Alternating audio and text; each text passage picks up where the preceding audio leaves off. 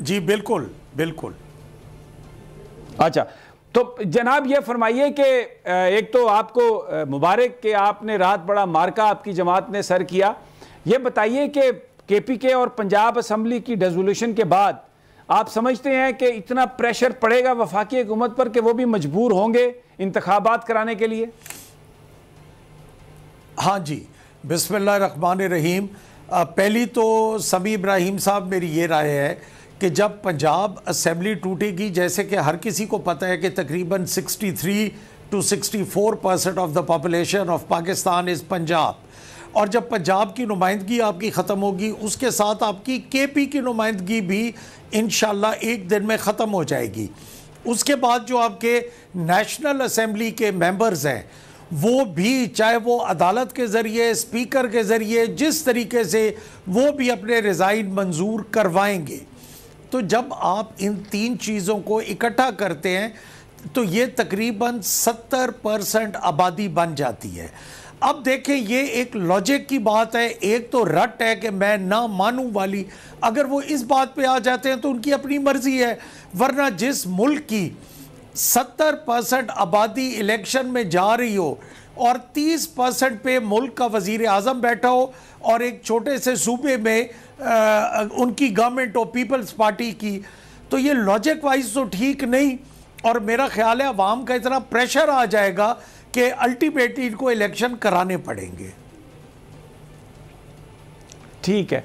अच्छा, एक और सवाल, आज मुझे बहुत सारे लोग ये करते रहे, इतनी बड़ी कामयाबी हुई जब जो पीडीएम है, माजी में हमने देखा एस्टेब्लिशमेंट भी उनके साथ थी और वो काम उन्होंने कर दिखाया जो अनहोनी जिसे हम कहते हैं, लेकिन अभी इस सारी सूरत हाल में वो पंजाब असम्बली में 1 या 2 MPs भी नहीं तोड़ सके, और 187 अरकान, अगर आपका वोट हम उसमें शामिल कर लें तो वो साथ खड़े थे PTI के। तो इससे एक तासुर यह भी उभरता है कि जो भी आप इसे बयान करें कि या तो आपने एस्टेब्लिशमेंट को शिकस्त दी और आपका जो एक चट्टान की मानद इमरान खान साहब खड़े रहे, तो एक मैसेज गया कि अवाम के साथ टकराने में कोई फ़ायदा नहीं, तो एस्टेब्लिशमेंट पॉलिटिकल हो गई, या खुद से जो रिजीम चेंज है उसमें एक सोच आई कि हमें छोड़ देना चाहिए, सियासतदानों को अपने मसाइल वो खुद तय करें। आपकी राय में क्या हुआ? मेरी राय में पहली बात तो मैं ये कहूँगा भाई कि हमारे 186 वोट थे, 187 नहीं थे, पहली बात। दूसरी बात जो आपने एंड वाली बात की है कि हर इदारे को अपने पैरामीटर्स के अंदर रहते हुए, हमारे लिए सारे इदारे इम्पॉर्टेंट हैं। हमारा जो इदारा भी पाकिस्तान का है, चाहे वो सिविल डेमोक्रेसी हो, चाहे वो हमारी इस्टेब्लिशमेंट हो, चाहे वो हमारी अदलिया हो, या कोई इदारे भी हैं, अगर वो अपने अपने हदूद में रह के काम करें तो ये एक कामयाब तरीन मुल्क इंशाल्लाह पाकिस्तान है। अब ये जो आप PDM की बात कर रहे हैं, ये 13 पॉलिटिकल पार्टीज़ हैं, सबको पता है, मुझे रिपीट करने की ज़रूरत नहीं। एक का जो कैरूला है, एक का जो मिजाज है, वो दूसरी पार्टी के साथ मिलता नहीं है। वो ऐसे फील होता है जिस तरह कि आप किसी को जंजीर में जकड़ के और प्रेस कॉन्फ्रेंस के टाइम बिठा दें। पीपल्स पार्टी का अपना पॉइंट ऑफ व्यू है, मियाँ शहबाज शरीफ और नवाज शरीफ का अपना पॉइंट, मौलाना फजलुर रहमान, असफंदियार वली, ये अपना शेरपाव साहब, और बाप पार्टी और फलानी पार्टी, शाहजैन बुख्ती।